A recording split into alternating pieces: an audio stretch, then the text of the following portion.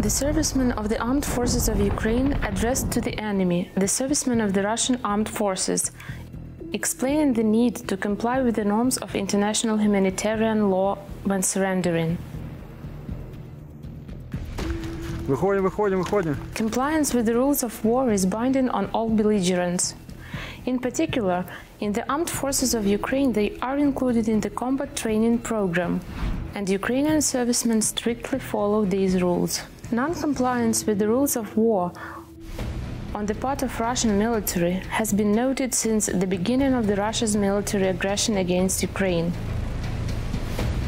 Based on the foregoing, the basic provisions on surrender in accordance with the norms of international humanitarian law have been communicated to the personnel of the Russian armed forces. According to the Article 4 of the Third Geneva Convention for the Protection of Prisoners of War, being a prisoner of war for the Russian military means that Ukraine's armed forces exercise certain physical control over them, and that they are no longer willing or able to take part in hostilities.